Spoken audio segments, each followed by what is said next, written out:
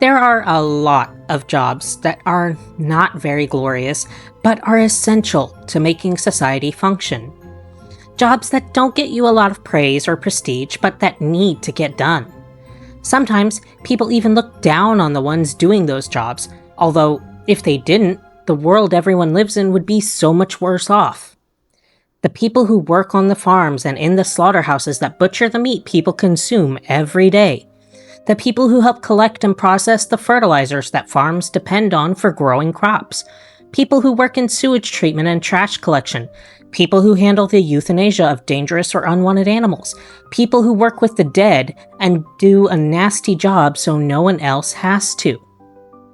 There are a lot of people who will look down on those who perform essential functions in society, even if not having those people doing it would be a huge problem for their society as a whole. For example, grave diggers throughout history, and sometimes even today in some cultures, were treated as outcasts, as dirty, as people who were dishonorable or somehow deranged. However, if they didn't do their job, well, who would? What would happen? If graves aren't dug, people aren't buried. If people aren't buried, then they're left out to rot, either stuck being left in the homes of their families or being left out on the ground somewhere that stray dogs or whatever can come and tear them apart, which would be incredibly disrespectful and, in many cultures and religions, mean the soul couldn't move on and would be trapped to wander the earth forever as a lost spirit. This, of course, depends on the cultural practices and whatnot of the people living in the area, but the point still stands. So really, is it fair to judge people who have less than glamorous jobs? Who do the dirty work so others don't have to? Who take care of all the nasty, dangerous, or emotionally taxing things behind the scenes so most people don't even have to think about it? They don't have to see the mess behind the curtain. All they see is the neat, sanitized little package that has been prepared for them. Can anyone blame someone who works one of these kinds of jobs, who has been stuck doing so for ages, and who gets treated as filth by everyone around him? Everyone else gets to have glorious, clean, shiny, sparkly jobs with important-sounding titles, even if they don't actually do much of anything, while you're stuck doing the real work. And yet, they all look down on you. They all treat you like trash. Can anyone blame someone stuck in such a situation to want a way out? To want a way to get the credit he deserves?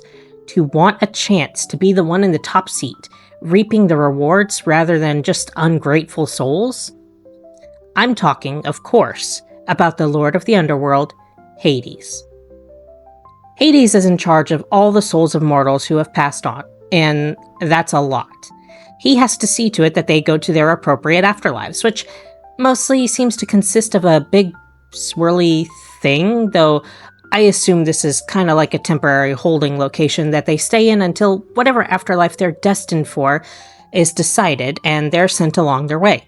Otherwise, this couldn't possibly hold them all. He has to account for every single person who dies. A grim task, but something that has to be done. He can't take a day off or just not do it. People are constantly dying and there's always more work. What would even happen if he just didn't? Would mortal souls be stuck bound to their rotting bodies? Meg's body seems to heal itself when her soul is returned to it, but I assume that has something to do with godly interference. He does what is easily the hardest, most constant job out of any of the gods, but they treat him like a leper trying to crash a royal banquet. The only one who even seems a little happy to see him is Zeus, who mostly just seems to use him as the butt of his very poorly executed jokes. I assume everyone else only laughs because he'll hit them with lightning if they don't, because his jokes are pretty bad. The crimes Hades stands accused of are kidnapping, attempted murder, and extortion. Hades meets up with three lovely ladies, the Fates, who tell him that Zeus's new son will destroy the one and only chance that Hades may ever have to actually get to enjoy Mount Olympus and the things it has to offer that the other gods have been taking advantage of this whole time. Obviously, he can't let his one chance slip away. The one chance he could ever have to just enjoy the sun, to be seen as someone important rather than treated like a roach under the fridge. He's basically the only one who actually does anything anyhow. I mean, what does Zeus do? Throw around lightning bolts every once in a while? Sure, we need rain, but lightning? Not so much. In fact, I'm sure the fires caused by his lightning strikes gave Hades plenty more work to do on more than one occasion. None of the others really serve it too important of a purpose either.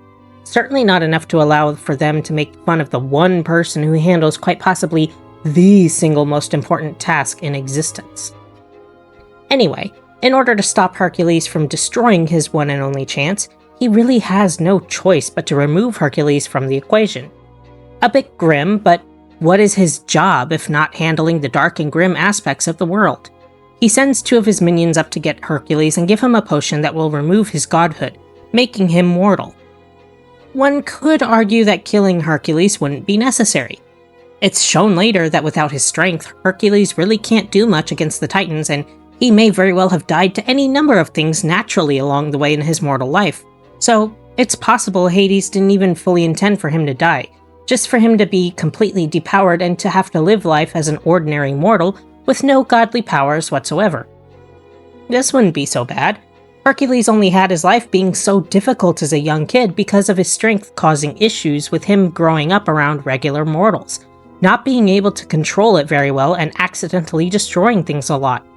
If he was perfectly ordinary, he could have made friends and just lived a normal, quiet life farming alongside his parents, met a nice girl, and settled down eventually.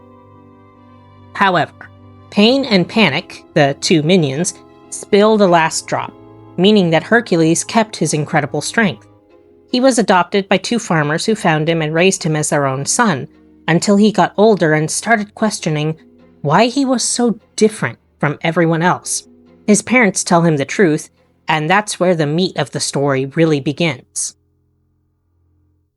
Hades was unaware of his minions' failure to completely depower Hercules until later, when he was attempting to recruit a centaur to his team, but the centaur was defeated by Hercules, an act that couldn't have been performed without godly strength, cluing Hades into the fact that his plan had failed. At this point, Hercules was a young adult who had been trained by someone who worked with legendary heroes, Phil, so he was clearly on the exact path that Hades had been trying to avoid by turning him mortal. The big event was a short time away, and Hades got desperate. He was just throwing everything at the wall to see what stuck to stop Hercules from ruining everything. None of the legendary creatures or opponents could stop Hercules, so he had to try a different tactic.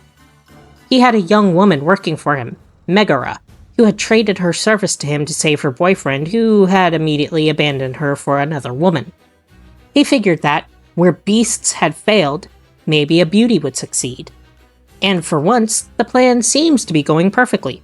Megara had such a bad experience with men, surely she wouldn't be so stupid as to fall for another one.